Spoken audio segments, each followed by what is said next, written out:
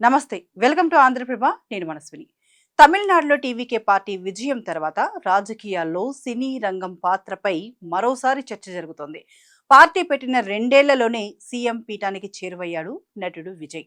ఎక్కువ హంగులు, ఆర్భాటాలు ఏమీ లేకుండానే సైలెంట్ గా ముందుకు సాగారు. జంజీ మనసులు దోచుకున్నారు. దీంతో డిఎంకే, అన్నా డిఎంకేలను సైతం వెనక్కి నట్టి అధికారానికి దగ్గరయ్యారు. ఈ విజయంతో సీనియర్ నటుడు ఎన్టీఆర్ తర్వాత విజయ్ మాత్రమే ఇలా సినీ చరిష్మాతో అనూహ్య విజయం సాధించారన్న వాదన వినిపిస్తోంది. మరి తెలుగు, తమిళ రాష్ట్రాల్లో సినీ చరిష్మా రాజకీయాల్లో ఎలా పనిచేస్తోంది, గతంలో ఇలా గెలుపొందిన వారెవరు అనే విషయాలను ఇప్పుడు తెలుసుకుందాం. తెలుగు వారి ఆత్మగౌరవం కాపాడుకోవడానికి అనేక నినాదాలతో రాజకీయాల్లోకి వచ్చి తెలుగోడి సత్తా ఢిల్లీకి చూపించారు నందమూరి తారక రామారావు. నటుడిగా కెరీర్ పీక్ స్టేజ్ లో ఉండగానే పాలిటిక్స్ లోకి వచ్చి కేవలం 9 నెలల్లోనే అధికారం కైవసం చేసుకున్నారు. 1982 మార్చి 29న తెలుగు ప్రజల ఆత్మ గౌరవం నినాదంతో హైదరాబాద్ నిజాం కాలేజీ గ్రౌండ్స్ లో టీడీపీని స్థాపించారు. పేద ప్రజల సంక్షేమమే లక్ష్యంగా పథకాలు ప్రవేశపెట్టారు. ₹2కి కిలో బియ్యం పథకంతో పాటు ప్రతి పేదవాడు గౌరవంతో బతకాలని పక్కా ఇంటి నిర్మాణం, ఆస్తిలో మహిళలకు సమాన హక్కు, ప్రభుత్వ బడుల్లో మధ్యాహ్న భోజన పథకం, ఎన్టీఆర్ భరోసా పెన్షన్, ఉచిత వైద్యం ఇలా ప్రజాకర్షక స్కీమ్లతో పేదల గుండెల్లో చిరస్థాయిగా నిలిచారు. 1983 జనవరిలో జరిగిన ఎన్నికల్లో ఘన విజయం సాధించి సీఎం అయ్యారు. సరిగ్గా ఇలాగే తమిళనాడులో ఓ సరికొత్త రాజకీయ శక్తిగా అవతరించారు మారుత్తూరు గోపాలన్ రామచంద్రన్. నటుడిగా ఎంతో మంది అభిమానులను సొంతం చేసుకున్న ఆయన పాలిటిక్స్ లోకి చేరి పార్టీ స్థాపించి ఏకంగా 3 సార్లు సీఎంగా గెలిచారు. డిఎంకే నుంచి విడిపోయిన తర్వాత 1972లో అన్నా డిఎంకేని స్థాపించారు. మహిళా సాధికారత, పేద ప్రజల సంక్షేమం ప్రధానంగా ఎన్నికల బరిలో నిలవగా తమిళ ప్రజలు ఎంజీఆర్ కు పట్టం కట్టారు. 1972, 1980, 1984 ఎన్నికల్లో విజయం సాధించి సీఎంగా ఎన్నికయ్యారు. 1987లో ఎంజీఆర్ మరణానంతరం జయలలిత ఆధ్వర్యంలో ఈ పార్టీ అధికార పార్టీగా కొనసాగింది. వీరి తర్వాత ఇప్పుడు కోలీవుడ్ స్టార్ దళపతి విజయ్ సైతం సినిమాల్లో తన కెరీర్ పీక్ స్టేజ్ లో ఉండగానే టీవీకే పార్టీని స్థాపించి పూర్తి స్థాయిలో రాజకీయాలపైనే ఫోకస్ పెట్టి విజయం సాధించారు. తన మాస్ ఇమేజ్ తో అభిమానుల్లో ఉత్సాహం నింపుతూనే మహిళలు, విద్యార్థులు, యువత కోసం సంక్షేమాన్ని ప్రకటించారు.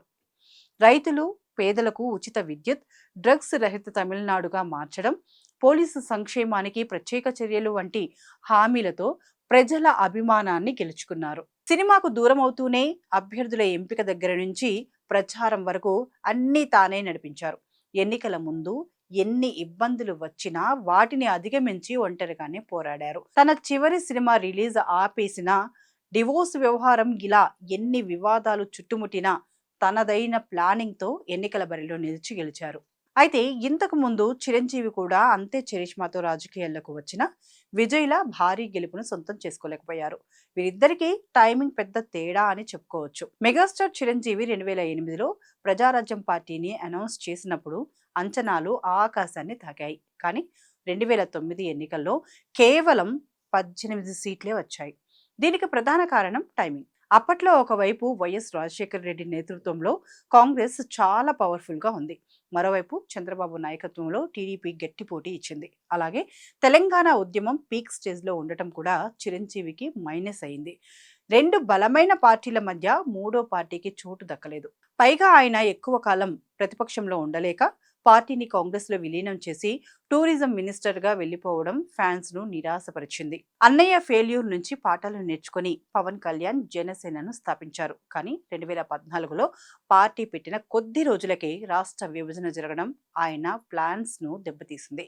అప్పట్లో నవ్యాంధ్రకు అనుభవజ్ఞుడైన నాయకుడు కావాలని జనం చంద్రబాబు వైపు మొగ్గు చూపారు. ఇక 2019లో సోలోగా పోటీ చేసినప్పుడు జగన్ ప్రభంజనం ముందు పవన్ నిలవలేకపోయారు. అన్న చేసిన తప్పు చేయకుండా పాలిటిక్స్ ను కంటిన్యూ చేశారు.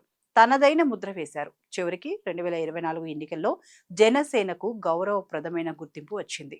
వీరిద్దరికి లేని ఒక ప్లస్ పాయింట్ తమిళనాడులో విజయ్కు కలిసి వచ్చింది.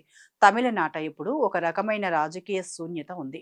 కరుణానిధి, జయలలిత వంటి దిగ్గజాలు లేకపోవడం విజయ్కి పెద్ద ప్లస్ అయింది. ప్రస్తుతం అధికారంలో ఉన్న డిఎంకేపై వ్యతిరేకత, ప్రతిపక్ష ఏఐడిఎంకేలో సరైన నాయకుడు లేకపోవడంతో జనం ఒక కొత్త ప్రత్యామ్నాయం కోసం చూస్తున్నారు.